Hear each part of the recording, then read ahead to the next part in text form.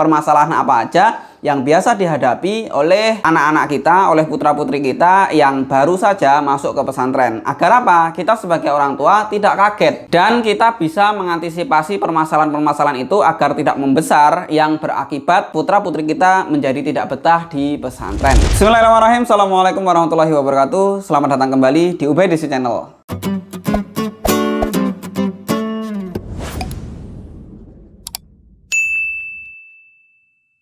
Selamat untuk bapak-bapak, ibu-ibu yang putra-putrinya diterima di Pondok Modern Darussalam Gontor. Ingat, itu bukan tujuan akhir daripada perjuangan daripada putra-putri kita. Pengumuman kemarin adalah sebuah awal langkah bagi putra-putri kita untuk perjalanannya dalam menuntut ilmu di pondok pesantren. Biasanya akan banyak sekali permasalahan-permasalahan baru yang muncul bagi santriwan-santriwati yang baru masuk ke pondok pesantren. Nah, bagi bapak-bapak, ibu-ibu harus tahu nih permasalahan apa aja yang biasa dihadapi oleh anak-anak kita, oleh putra-putri kita yang baru saja masuk ke pesantren. Agar apa? Kita sebagai orang tua tidak kaget dan kita bisa mengantisipasi permasalahan-permasalahan itu agar tidak membesar yang berakibat putra-putri kita menjadi tidak betah di pesantren.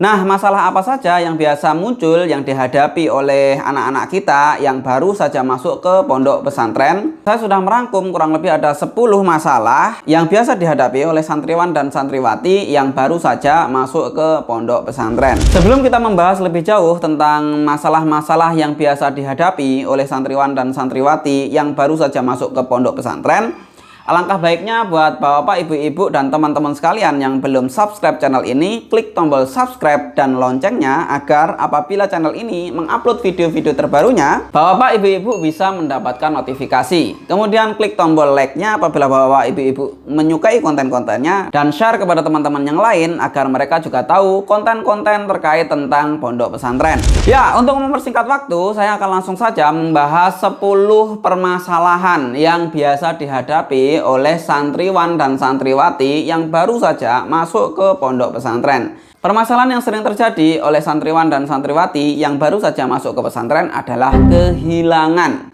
Oke, saya ralat. Ketuker, barangnya ketuker. Hal ini biasa terjadi di pondok pesantren. Bukan berarti di pondok pesantren itu banyak pencurinya. No, karena kebiasaan di pesantren itu adalah dikejar oleh waktu. Jam sekian harus berada di kelas, jam sekian waktunya makan, jam sekian waktunya olahraga, jam sekian harus berada di masjid, dan sebagainya.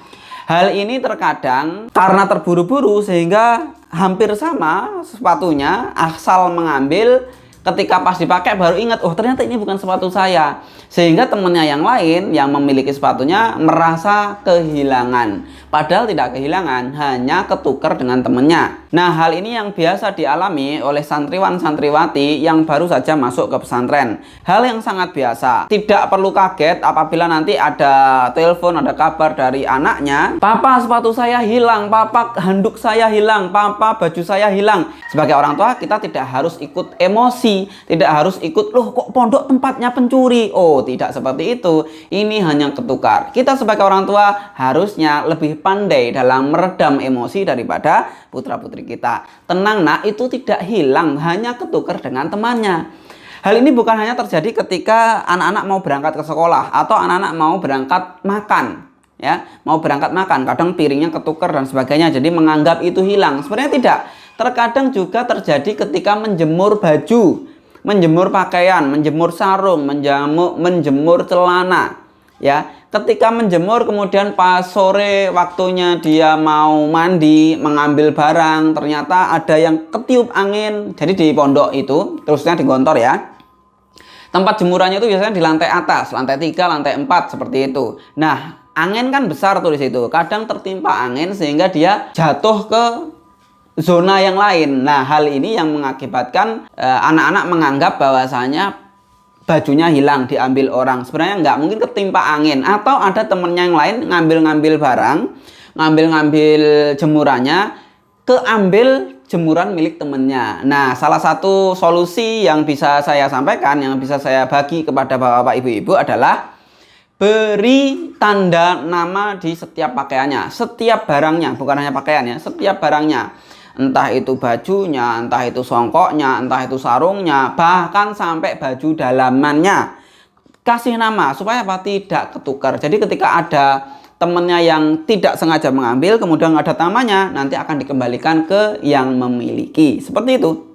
Masalah kedua yang biasa dihadapi oleh santri baru di pondok pesantren, ini umum ya, di pondok pesantren pada umumnya, adalah penyakit kulit. Wow, ini nanti akan mendatangkan image bahwasanya di pondok itu jorok, kotor, kumuh. Tidak. Hanya saja mungkin anak-anak kita kurang perhatian terhadap kebersihannya. Ya namanya juga anak-anak ya, kadang mandinya harus cepet-cepet. Kadang ada yang dia mandinya sehari cuma sekali. Karena apa? Karena dikejar waktu, timbullah penyakit kulit. Biasanya nih cacar, kemudian kalau bahasa pondoknya ada jarban. Jarban itu semacam penyakit kulit yang gatal-gatal biasa tumbuh di antara sela-sela jari ini. Saya dulu juga pernah mengalami hal itu. Sampai saya dulu yang sebelum di pondok saya belum pernah kena cacar, ketika di pondok saya kena cacar. Hal ini hal yang biasa. Jadi Bapak Ibu tidak perlu khawatir. Bukan berarti di pondok itu kumuh, jorok, kotor. Tetapi mungkin saja anak-anak kita belum terbiasa menjaga kebersihan dengan baik dan benar. Selain penyakit kulit yang biasa didapati itu kalau di pondok putra ya, kalau di putri penyakit yang biasa muncul adalah kutu. Ya, kalau di putri kan banyak itu. Kalau tidur itu bareng satu kamar mungkin ada 20 anak ya, 15 sampai 20 anak, atau bahkan ada yang kamarnya satu sampai 25 anak kena kutu. Hal ini sangat-sangat biasa. Jadi Bapak-bapak, Ibu-ibu tidak perlu khawatir, aduh anakku kok jadi banyak kutunya dan sebagainya. Ini hal yang sangat wajar. Karena apa? Putra-putri kita lulus SD umur segitu sudah hidup mandiri, kemudian dia kena kutu, kemudian dia kena penyakit kulit. Ini hal yang sangat wajar. Biarkan dia terbiasa dengan kesulitan-kesulitan itu, sehingga dia akan tumbuh menjadi manusia-manusia yang kuat, manusia-manusia yang tidak manja, manusia-manusia yang tidak sedikit-sedikit papa, sedikit-sedikit mama. Hal ketiga yang biasa dihadapi oleh santriwan-santriwati yang baru saja mondok adalah sakit karena kecapean. Bahwa ibu-ibu harus paham, anak-anak kita yang lulus SD, lulus SMP, rentan sekali sakit karena kecapean. Jadi bapak-bapak, ibu-ibu tidak perlu terlalu khawatir. Aduh, anak saya baru mondok kok langsung sakit. Ini hal yang wajar. Karena apa? Fisiknya sedang menjalani adaptasi dengan ketatnya kegiatan. Bapak-bapak, ibu-ibu tentu tahu kan, bahwasanya di Gontor itu jadwal antara kegiatan satu dengan kegiatan yang lain itu sangat padat. 24 jam dari bangun tidur sampai tidur lagi itu penuh dengan kegiatan. Jadi terkadang putra-putri kita yang terbiasa dengan agak santai dengan kegiatan di rumah, kemudian masuk ke pesantren dengan kegiatan sangat full, penuh, agak shock. Sehingga fisiknya mungkin agak capek, kemudian dia sakit panas, sakit flu. Ini hal yang sangat wajar. Bapak-bapak, ibu-ibu tidak perlu khawatir. Hal keempat yang biasa masalah muncul bagi santriwan-santriwati baru adalah masalah dengan temennya. Crash, mungkin agak tengkar-tengkar sedikit. Tapi tengkar bukan berarti tonjok-tonjokan, nggak ada di pesantren, tonjok-tonjokan nggak ada. Ya mungkin hanya gesekan lah dengan temannya. Mungkin karena geng-gengan dalam artian saya temennya dia temennya dia, kayak gitu misalkan. Terus dulu sempat deket kemudian menjauh karena sama-sama kesibukannya. Hal ini biasa. Jadi nggak perlu ditanggapi serius. Masalah kelima yang biasa dihadapi oleh santriwan dan santriwati yang baru saja mondok adalah manajemen waktu. Ya, seperti yang sudah saya sebutkan di poin sebelumnya, di pondok pesantren, di Gontor terutama, itu kegiatannya full. Dari bangun tidur sampai tidur lagi itu sangat penuh. Jadi bagi anak-anak yang terbiasa kegiatan agak santai di rumah, bisa tidur siang, kemudian agak santai ketika sore hari, mandi jam 5 mungkin masih bisa. Sedangkan di pesantren jam 5 sudah harus standby di masjid. Nah, hal-hal ini kadang membuat putra-putri kita harus adaptasi dalam manajemen waktu.